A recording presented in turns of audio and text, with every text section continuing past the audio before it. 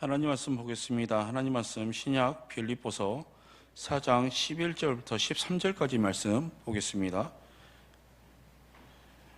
신약 323쪽 빌립보서 4장 11절부터 13절까지 우리 다 같이 한 목소리로 같이 봉독하시겠습니다. 시작. 내가 궁핍함으로 말하는 것이 아니니라. 어떠한 형편이든지 나는 자족하기를 배우노니 나는 비천에 처할 줄도 알고 풍부에 처할 줄도 알아. 모든 일, 곧 배부름과 배고픔과 풍부와 궁핍에도 처할 줄 아는 일체의 비결을 배웠노라. 내게 주시는 자 안에서 내가 모든 것을 할 수 있느니라. 아멘.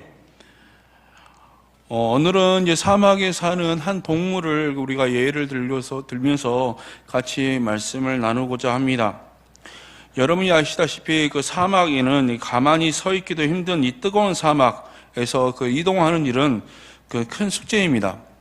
그래서 자동차 바퀴는 물론 모래에 파묻히기도 쉽고 말은 이게 더위에 쉽게 견디지를 못합니다. 그럼에도 사막을 지날 수 있는 유일한 이동 수단이 있으니 바로 낙타입니다. 이 낙타를 다 가리켜서 사막을 건너는 배라고 이렇게 부르죠. 아마 성경에 나온 어떤 동물을 타고 왔는지는 언급하지는 않았지만 아마도 지금 아기 예수를 경배하러 온 이 동방 박사들도 낙타를 타고 오지 않았을까라고 추측을 해봅니다. 그래서 낙타의 체형 구조를 잘 살펴보면 하나님께서 사막을 횡단할 수 있도록 기가 막히게 창조하셨음을 우리 알 수 있습니다. 첫 번째는요, 낙타는 많은 물과 영양분을 저장할 수가 있습니다. 흔히 알듯이 우리 낙타는 혹이 있죠. 하나의 혹이 있거나 그리고 두 개의 혹이 있는 낙타를 우리가 볼 수 있습니다. 이 낙타 등에는요, 지방으로 이루어진 혹이 있는데 이 지방을 분해해서 영양소와 수분을 얻는다고 합니다. 그래서 낙타는 한 번에 물을 마시면 약 50리터 이상의 그 물을 마신다고 합니다. 우리가 흔히 마시는 500ml의 생수병으로 계산하면 100개가 넘는 엄청난 양의 그 물을 한 번에 마시는 거죠. 이로 인해서 낙타는 긴 시간 동안 수분을 섭취하지 않아도 체내에 저장된 수분을 통해서 살아남을 수 있습니다. 낙타는요, 보통 30일 정도까지 물을 안 마셔도 산다고 합니다. 두 번째는요, 낙타의 발과 다리가 아주 특별합니다. 사막의 모래는요, 바닷가의 모래와 달리 아주 고와서 발이 푹푹 빠지거든요. 그래서 경사가 조금이라도 있으면 무릎까지 빠져서 걷기가 힘듭니다. 영상을 보시면 낙타의 발은 저렇게 넓습니다. 그래서 접시처럼 이렇게 넓어서 쉽게 모래에 빠지지 않습니다. 그리고 이 두꺼운 각질로 이렇게 덮여 있어서 뜨거운 모래로부터 화상을 입지 않습니다. 또한 이 긴 다리로 인해서 뜨거운 모래로부터 이 거리를 두죠. 사막의 한 여름의 낮에 그 모래바닥의 온도는 약 60도에서 70도라고 합니다. 그래서 이 긴 다리로 그 열기에서 몸을 최대한 올려서 살아남을 수 있는 것이죠. 세 번째는요, 낙타는 사막의 극심한 일교차와 모래바람으로부터 자신을 보호하는 체형입니다. 우리 영상을 한번 보여주시면, 자, 낙타는 이렇게 머리에 넓적한 뼈가 눈 둘레에 이렇게 덮여 있습니다. 그래서 햇빛 가리개 역할을 하고 짙은 속눈썹이 두 겹으로 되어 있어서 모래바람을 막아줍니다. 그리고 낙타는요, 코에 근육이 있어서 모래바람이 불 때 마음대로 코를 열었다 닫았다 할 수 있고, 또 귀에 털이 있어서 모래바람이 불 때 귀로 모래가 들어가지 않습니다. 뿐만 아니라 낙타의 털과 두꺼운 가죽은 단열 효과가 뛰어나서 낮의 더위와 밤의 추위를 잘 이겨낸다고 합니다. 결론적으로 낙타가 준비되어 있다면 사막도 건널 수가 있다는 것이죠. 그래서 우리는 자꾸 환경 탓을 합니다. 내가 준비되어 있으면 나쁜 환경도 극복할 수 있다는 것이죠. 주님께서는 환경이 문제가 아니라 환경에 휘둘리는 내가 문제라고 이렇게 말씀하고 있습니다. 그래서 믿음으로 환경을 정복하는 자가 되라고 하시죠. 이 사실을 염두에 들고서 오늘 빌립보서 4장 11절과 12절 말씀 같이 한번 읽어봅니다. 시작. 내가 궁핍함으로 말하는 것이 아니라 어떠한 형편이든지 나는 자족하기를 배웠노니 나는 비천에 처할 줄도 알고 풍부에 처할 줄도 알아. 모든 일 곧 배부름과 배고픔과 풍비와 궁핍에도 처할 줄 아는 일체의 비결을 배웠노라. 여러분 아시다시피 바울은요, 굉장히 부유한 집에서 태어난 사람입니다. 그리고 최고의 엘리트 교육을 받았던 사람이죠. 우리식으로 말하면 아마 금수저일 겁니다. 그래서 예수님의 복음을 전하는 이 사도가 된 이 바울은 로마 제국 전역을 다니면서 복음을 전할 때 굶고 매맞고 감옥에 갇히고 배가 파손당하는 고생을 정말 수도 없이 많이 했습니다. 그리고 지역 교회들의 헌금으로 간신히 생활하기도 했고요. 그리고 그물 깁는 일을 하면서 생활하기도 했습니다. 그러니까 한마디로 인생의 극과 극을 다 경험해 본 사람이 바로 이 바울입니다. 그래서 바울은 풍요하고 비천함이 우리 인생살이에서 항상 밀물과 썰물처럼 교차하며 찾아온다는 것을 이야기하고 있습니다. 우리 인생을 살면서 정말 어려운 형편의 비천한 시즌을 지날 때도 있고요. 성공하고 잘 나가는 풍요의 시즌을 지날 때도 있습니다. 어려울 때 믿음을 유지하는 것도 힘들지만 풍요로울 때 믿음을 유지하는 것도 또 다른 차원에서는 힘이 듭니다. 그러나 하나님께서는 이 모든 상황 속에서 우리가 승리하는 믿음을 가지고 살기를 원하신다는 것입니다. 그래서 바울은 먼저 비천에 처할 줄 안다라고 이렇게 말을 합니다. 누구나 인생을 살다 보면요, 너무나 힘든 위기와 고난의 때를 지날 때가 있습니다. 부부간의 문제일 수도 있고요, 자식의 문제일 수도 있으며, 또한 건강의 문제일 수도 있고 경제의 문제일 수도 있습니다. 혹은 직장이나 혹은 사업 문제일 수도 있겠죠. 이럴 때 보통 사람 같으면 근심 걱정으로 잠 못 이루며 하루하루를 살기도 합니다. 그리고 불평과 원망이 튀어나오거나 낙심하고 비참한 마음으로 기가 죽을 수도 있죠. 그리고 자꾸 문제를 회피하며 도망가 버리려고 할 수도 있을 것입니다. 그러나 이렇게 힘들 때일수록 문제로부터 도망가지 말고 오히려 담대히 문제를 우리가 직면해야 한다는 것이죠. 낙타는요, 강렬한 태양을 피하지 않는다고 합니다. 오히려 태양 쪽으로 머리를 향한다고 합니다. 그렇게 하면 몸에 머리 그림자가 생겨서 그만큼 더위를 견디게 한다는 것이죠. 저도 대학원 시절에 이제 터키를 가서 요한계시로 나오는 소아시아 7교회를 돈 적이 있는데, 거기 가니까 굉장히 뜨거워요. 우리나라는 이제 그 습해서 덥지만 거기는 덥다는 그 개념이 아니라 뜨거워요. 그래서 모자를 쓰고 선글라스 끼고 혹은 선크림인가요? 선크림을 바르고 갔음에도 불구하고 얼굴이 새까맣게 타거든요. 그런데 반대로 그늘에 가면 정말 시원해요. 그 가파도키아 정도 거기 가면은 그쪽에 사는 사람들은 냉장고가 필요 없습니다. 그냥 굴 하나 파서 그냥 가만히 놔두면 정말 서늘할 정도로 시원하게 음식을 먹을 수 있거든요. 그 정도로 그렇게 날씨가 뜨겁고 시원하다는 것이죠.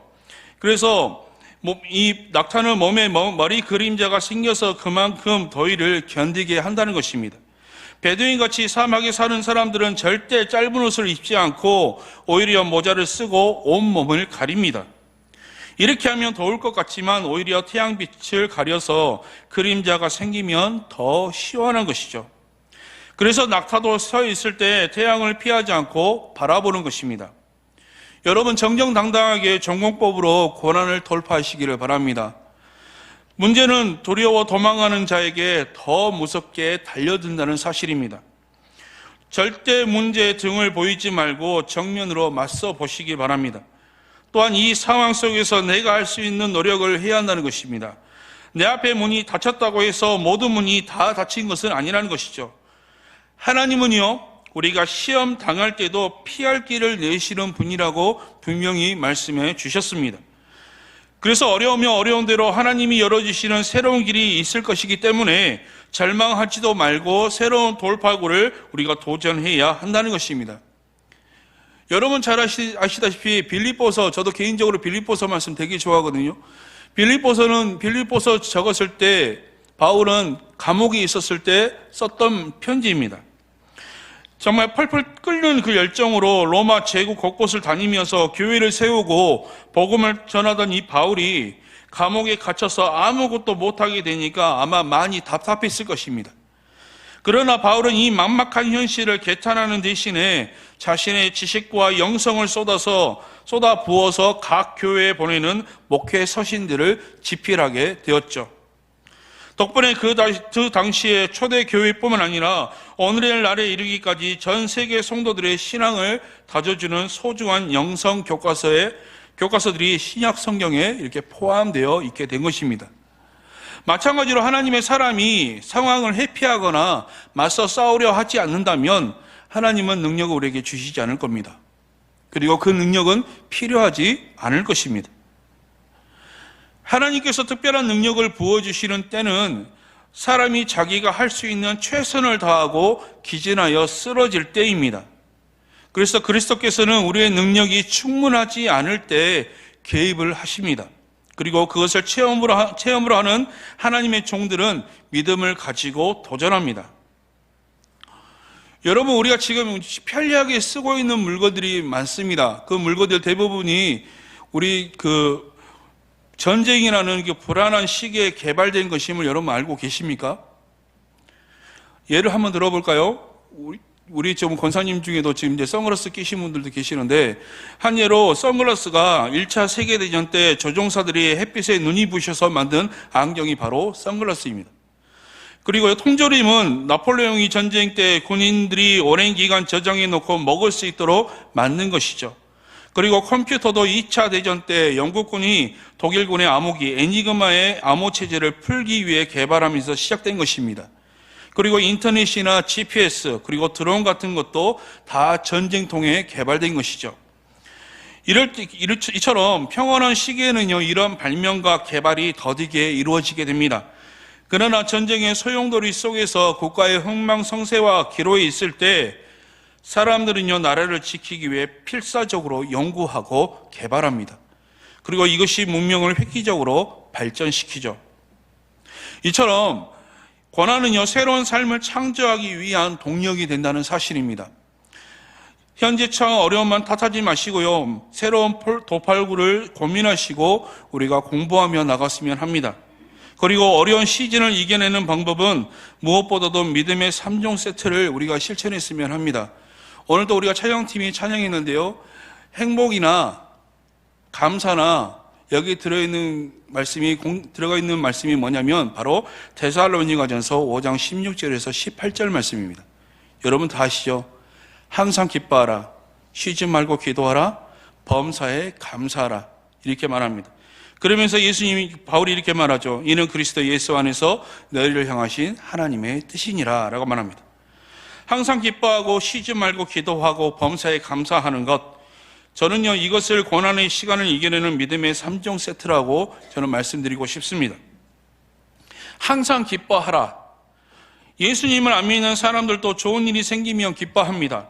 그래서 항상이라는 말은 좋은 날이건 힘든 날이건 상관없이 상황을 초월해서 기뻐하라는 것입니다. 항상 기뻐할 수 있으면 모든 상황 속에 숨겨진 우리가 모르는 하나님의 축복을 보아야 합니다. 하나님 우리를 사랑하시고 실수가 없으십니다. 그러므로 힘든 상황 속에서 믿음의 눈으로 하나님의 선한 뜻이 있음을 보라는 것이죠. 그래야 고난 가운데서도 기뻐할 수가 있습니다. 힘들 때도 기뻐할 수 있는 것은 우리 안에 성령 능력이 있기 때문에 그렇습니다.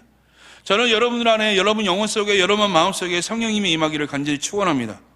그래서 성령님이 내 안에 계실 때 걱정, 근심이 임하는 것이 아니라 평안함이 넘치고 기쁨이 넘쳐나기를 간절히 바랍니다. 그래서 세상은 항상 현실이 진흙탕처럼 힘들다고 생각하게 만듭니다. 뉴스를 볼 때마다 좋은 소식보다 안 좋은 소식이 계속 들립니다. 누구를 죽였다든지 혹은 사고가 났다든지 안 좋은 소식만 계속 나옵니다. 그런데 그것은 어떻게 보면 우리를 자꾸 세뇌시키는 거예요. 세상은 힘들다 그렇게 얘기를 합니다. 그러나 여러분, 우리는 그 생각을 바꿔야 합니다. 세상은요, 살만합니다. 지금도 선을 행하는 이들이 너무나 많고요, 지금도 좋은 소식들이 많이 들리게 됩니다. 그러니까 우리 안에 계신 성령께서는 그 진흙 속에 숨겨진 하나님의 진주를 우리는 보게 한다는 것입니다. 그러니까 우리는 기뻐할 수 있어야 합니다. 두 번째는요, 쉬지 말고 기도하라는 것이죠. 우리 야고보서 5장 13절 말씀 먼저 읽어보겠습니다. 시작. 너희 중에 고난당하는 자가 있느냐? 그는 기도할 것이요 즐거워하는 자가 있느냐? 그는 찬송할지니라. 권한은요, 하나님께서 우리에게 진짜 기도를 가르쳐주는 기도 학교입니다. 가끔 저희 어머니도 그런 말 하거든요. 너무 힘들었을 때, 너무 어떤 일이 계속 겹치고 겹칠 때 같이 한탄한 식으로 이렇게 말할 때 있어요. 하나님이 우리를 버리셨나 보다. 그렇게 얘기할 때도 있거든요. 근데 버리시는 게 아니에요. 하나님은요, 우리를 다시 일으키기 위해서 훈련시키는 겁니다. 하나님은요, 우리를 일으키기 위해서 힘을 얻기 위해서 다시금 훈련시키는 겁니다. 권한은요, 하나님께서 우리에게 진짜 기도를 가르쳐주는 기도 학교이기에 모든 기도의 용사들은 다 고난의 광야에서 기도를 배웠다는 사실입니다. 그래서 특히 바울은 쉬지 말고 기도하라고 가르칩니다. 어떤 상황 속에서도 항상 기뻐할 수 있는 유일한 비결은 쉬지 않고 기도하는 것입니다. 걱정과 근심으로부터 자유할 수 있는 길도 쉬지 말고 기도하라는 것입니다. 여기서 쉬지 말고 기도하라는 말은 자정부터 밤에 이르게 계속 기도하라는 것이냐, 그게 아니라 기도에 충분한 시간을 투자하라는 것을 말하고 있습니다. 광야에 들어가면요, 도시에 있을 때보다 시간이 많아집니다. 그리고 그 시간을 기도에 온전히 바치면 되죠. 우리가 쉬지 말고 기도하면 누구를 많이 생각하는 게 되냐? 바로 하나님입니다. 문제를 아예 생각하지 않을 수는 없겠지만은 기도의 사람은요, 문제보다도 하나님을 더 많이 생각하게 됩니다. 그러면 하나님 안에서 문제를 보게 되니 문제 때문에 마음이 압박되지 않고 매사에 긍정적으로 생각하게 된다는 것이죠. 생각이 긍정적으로 되면요, 말도 긍정적으로 하게 됩니다. 그리고 인생을 보고 세상이 보는 눈이 달라지게 되고요, 사람을 대하는 태도가 달라지게 됩니다. 그리고 모든 상황 속에서 기뻐하고 감사하는 마음이 생기게 됩니다. 그렇기 때문에 우리가 항상 쉬지 않고 기도할 수 있어야 합니다. 그래서 우리는 여러분 기도할 때 한 가지 또 기대를 하십시오. 여러분 입술에서 나오는, 그리고 여러분 입술을 통해서 선포되어지는 그 기도가 분명히 이루어질 것입니다. 그리고 응답되어질 것입니다. 그것을 여러분이 기대하셨으면 합니다. 마지막 세 번째는요, 범사에 감사하랍니다. 하나님의 사람은요, 인생의 날씨가 흐리고 어두울 때도 감사합니다. 직장에서 억울하게 좌천되었을 때도, 사업이 잘 안 될 때도, 건강이 좋지 않았을 때도 우리는 감사하게 됩니다. 모든 상황이 하나님의 섭리의 가운데 있음을 우리는 믿기 때문이죠. 그리고 감사하는 자에게 주시는 축복을 우리는 믿기 때문에 그렇습니다. 시편 100편 4절 말씀에 이런 말씀이 있죠. 감사함으로 그 문에 들어간다고 있습니다. 그 문의 문은 뭘까요? 바로 하늘문입니다.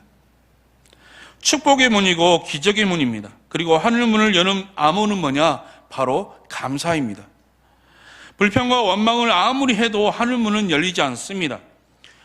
민수기 21장이 나오는데요, 이스라엘 백성들이 광야 후반기에 바짝 말라버린 부엘 우물에서 어떻게 오아시스 물이 터지게 했는지 아십니까?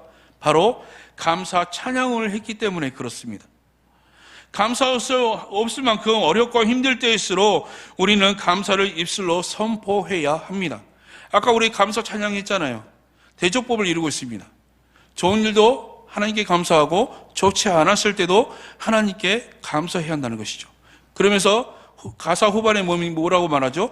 모든 것이 감사라고 말하잖아요. 우리가 그렇게 할 수 있어야 합니다. 찬양은요, 아까 우리 찬양들이 드리는 찬양은 우리가 그냥 노래 가사가 좋다 그걸로 끝나지 않았으면 좋겠습니다. 여러분이 부르는 감사와 여러분이 부르는 행복이라는 찬양이 여러분의 삶의 고백이 되기를 간절히 바랍니다. 그렇게 됐으면 좋겠습니다. 그렇게 된다면 그 가사는요, 그 찬양은요, 그냥 좋아서 흥얼거리는 것이 아니라 하나님께 기도를 드려지게 되는 하나의 찬양이 될 수 있다는 것이죠. 감사는요, 아직 이루어지지 않은 미래의 기적을 신속히 끌어당겨 옵니다. 지금 우리 인생에서 힘들고 원망과 불평하고 싶은 모든 제목을 감사의 제목으로 바꿔보시기를 간절히 바랍니다. 영국의 위대한 이 설교가였던 스포절 목사님은요, 이렇게 말을 했습니다. 우리 같이 한번 읽어볼까요? 시작. 하나님께서는 촛불에 감사하는 자에게 등불을 주시고, 등불을 감사하는 자에게는 달빛을 주시고, 달빛에 감사하는 자에게는 태양빛을 주시고, 태양빛에 감사하는 자에게는 천국의 광명을 주신다.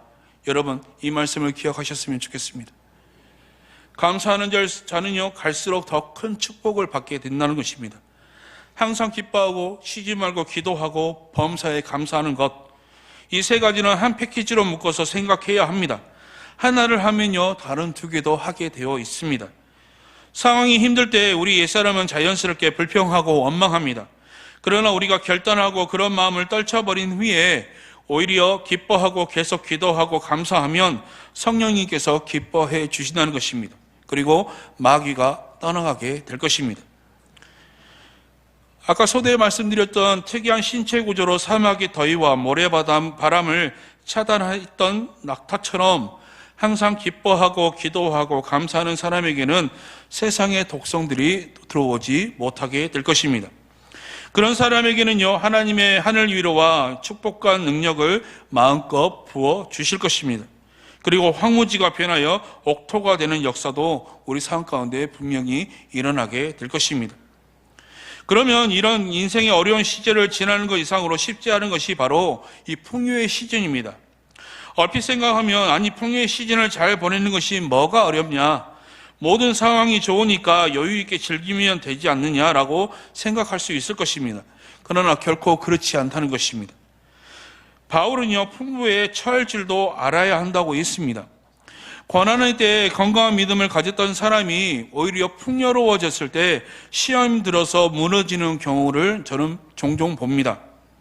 그래서 성경은요, 이렇게 말합니다. 고린도전서 10장 12절 말씀 보면 선주를로 생각하는 자는 넘어질까 조심하라, 이렇게 말합니다. 풍요의 시간에 조심해야 할 것이 크게 두 가지가 있는데, 하나는 교만이고 하나는 나태함입니다. 첫째로 우리는 교만을 조심해야 합니다. 사람이 성공하게 되면 교만해지기 쉽습니다. 교만은 모든 관계를 파괴하죠. 그리고 먼저 하나님과의 관계를 무너뜨립니다. 그리고 교만한 사람은요, 자기 힘으로 성공했다고 생각해서 감사가 없어집니다. 그리고 자기 자랑이 심해집니다. 아쉬운 게 없으니까 기도 생활이나 예배 생활도 차가워집니다. 그리고 교만하면 다른 사람들과의 관계도 무너지게 됩니다. 자기가 남들보다 잘났다고 생각하니까 함부로 남을 무시하고 비판하고 가르치려 듭니다. 그리고 사람들이 다 자기를 섬겨주기를 기대하죠. 그러니까 사람들이 교만한 사람 주변에서 멀어져 갑니다. 그러니 잘 나갈 때일수록 스스로 살펴서 겸손해야 합니다. 교만을 깨는 방법은요, 나 자신이 아닌 하나님을 끊임없이 바라보고 예배하는 것입니다. 둘째로 풍요의 시즌에 또 하나의 우리가 주의해야 할 것은 뭐냐면, 성공에 도취하면 나태해져서 도전 정신을 잃는 것입니다. 골프 천재 타이거 우즈가 한참 성공해서 유명해졌을 때 농구 천재 마이클 조던이 이렇게 조언했다고 합니다. 사람들이 아무리 널 칭찬해도 자만하지 말고 계속 열심히 연습해라. 이 말은 뭐냐면, 성공에 도취하여 나태해지지 말고 계속 깨어서 노력해야 한다고 합니다. 또 풍요의 시즌에는 약한 자를 격려하고 섬겨야 합니다. 풍요의 시즌을 지날 때는요, 우리에게 힘이 있습니다. 돈이 있고 권력이나 지식, 그리고 명예와 인기가 주어집니다. 그리고 하나님께서 주신 그 힘은 영향력입니다. 우리로 하여금 축복의 통로가 되라고 주신 것입니다. 그 힘을 가지고 우리는 약한 자들을 격려하고 우리는 섬겨야 합니다. 힘 있는 자의 말 한마디, 행동 하나는 파급 효과가 큽니다. 여러분이 지금 보고 있잖아요. 한 가지 예를, 바로 대통령입니다. 대통령의 말 한마디가 얼마나 많은 파급력을 우리에게 주고 있습니까? 그처럼 풍요의 시즌에 우리는 예수님의 손과 발이 되어 세상을 치유해야 합니다. 다른 사람들이 살아날 수 있도록, 회복할 수 있도록, 성공할 수 있도록 우리는 도와야 합니다. 풍요의 시즌에는 우리는 흉년을 대비해야 합니다. 여러분이 알고 있듯이 무대에 올라갈 때가 있으면 내려올 때가 있듯이, 그리고 풍요의 시즌은 영원하지 않고 언젠가는 힘든 시즌이 다시 오게 되어 있습니다. 그때를 우리는 미리 준비해 두어야 합니다. 낙타는요, 오아시스를 만나면 충분히 물을 마셔서 몸에 비추게 됩니다. 그래서 뜨거운 사막을 몇 주일 걸어가도 끄떡없는 것임이죠. 그래서 풍요의 시즌에 우리도 그렇게 해야 합니다. 창세기 말씀처럼 요셉이 국무총리가 되어서 한 일은 7년의 풍년 동안 다가올 7년의 흉년을 이겨낼 수 있도록 매해 20%의 예산을 저축해둔 것이었죠. 그로 인해서 자기뿐 아니라 애국과 열방의 백성들을 다 살려냈습니다. 풍요의 때에 흥청망청하지 말고 우리는 미래를 준비해야 합니다. 여러분의 가정의 미래, 더 나아가서 우리 교회의 미래까지도요. 하나님을 모르는 세상 사람들은 상황에 따라서 완전히 변합니다. 형편이 어려워서 동네 식당에서 국밥을 먹을 때는 기가 죽어서 비참해지고, 풍요해져서 고급 호텔에서 식사할 때는 너무 오만해져서 허세를 부리게 됩니다. 그러나 하나님을 믿는 사람들은 환경이 어떻게 변하든 상관없이 소탈하고 의연해질 수 있다는 것입니다. 동네 식당에서 국밥을 먹을 때나 호텔 뷔페를 먹을 때나 감사하고 겸손하게 됩니다. 그리고 고난 가운데서 은혜가 있음을 알고 감사하며 풍요로울 때도 위기가 있다는 것을 알아서 조심합니다. 잘 나가는 사람들 앞에서도 비굴하지 않고 가난하고 약한 자들을 대할 때도 무례하지 않으며 따뜻합니다. 그게 바로 예수님을 닮은 사람들입니다. 다른 말로 말하면 그리스도인입니다. 여기 계신 모든 분들 예수 그리스도를 닮아가기를 간절히 바랍니다.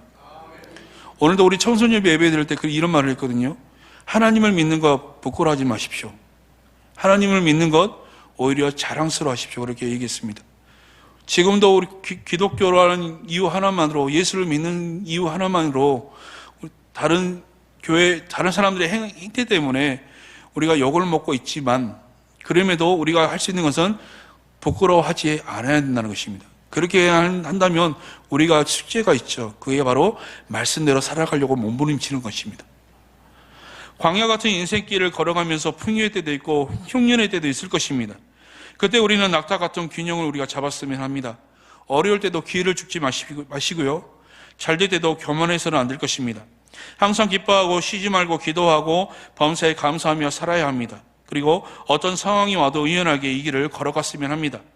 무엇보다도 그렇게 사는 믿음의 형제 자매들이 모인 이 교회 공동체에 속해 있음이 얼마나 큰 축복인지 모릅니다. 한 CCM 찬양 가사처럼 우리는 무명하나 유명한 자요, 그리고 죽음의 위기 속에서도 참 생명 가진 이들이라는 것, 그래서 근심하나 기뻐하며 가난하나 다른 일을 부욕해 하는 사람들이라는 것, 우리가 꼭 기억하시고 우리가 또 한 주일을 살아갔으면 합니다. 우리는요 하나님의 자녀들입니다. 여러분 한 사람 한 사람이 정말 축복을 이루게 하는 축복의 통로입니다. 지금까지 우리가 이제 5월 오늘 마지막 주일인데 곰곰이 생각해 보니까 이제 다음 주는 6월이잖아요. 벌써 1년 절반을 거의 지나가게 됩니다. 곰곰이 생각해 봤습니다. 1년 절반을 거의 다 지나가는데 올 한 해 동안 어떤 일이 있었나? 감사한 일이 많았겠죠. 저는 감사한 일이 많았습니다. 그렇기 때문에 우리가 1년 절반을 우리가 보낼 때도요, 이전보다 더 많은 감사의 조건들이 여러분의 삶 가운데 더욱더 넘쳐났으면 좋겠습니다. 기쁨이 넘치기를 바랍니다. 그리고 기도하시는 것들이 응답 받으시기를 바랍니다. 그리고 모든 일에 감사하심을 통해서 감사의 조건들이 조금씩 더 늘려나가기를 간절히 바랍니다. 그렇게 된다면 우리가 항상 우리 서로 기쁨을 나누고 또 함께 격려하며 이 길을 우리가 걸어가는 우리 모두가 되기를 간절히 바랍니다. 기도드리겠습니다. 사랑의 하나님 아버지, 낙타처럼 어려운 환경에 있음에도 불구하고 잘 견뎌냈던 것처럼 우리에게도 고난과 난관이 있다 할지라도 아버지 낙심하지 않고 하나님을 바라보고 묵묵히 그 길을 걸어갈 수 있는 우리 모두가 되게 하여 주옵소서. 불평과 원망의 말보다는 감사의 말이 넘쳐날 수 있게 하여 주옵소서. 너무 힘들다 싶으면 하나님 앞에 더욱더 가까이 나아가서 주님께 기도하며 정말 자복하고 주님 앞에 나아갈 수 있는 우리의 모습들이 되게 하여 주옵소서. 지금도 하나님 풀리지 않는 문제들이 있습니까? 아버지와 주님께서 그 실타래를 풀어지게 하여 주옵소서. 그래서 하나님 그 어려운 문제들이 다 해결되게 하여 주시옵시고, 무엇보다 하나님 건강적으로 문제가 있는 어려움이 있으신 분들이 있다면 하나님 아버지께서 친히 안수하여 주옵소서. 그래서 그 회복함과 나음의 역사가 그들의 삶 가운데 있게 하여 주시어서 저희들과 더불어서 하나님께 예배를 드리고 주님께 영광 돌리는 그 시간이 속히 올 수 있도록 주님께서 축복하여 주옵소서. 감사드리고 예수님의 이름으로 기도드립니다. 아멘.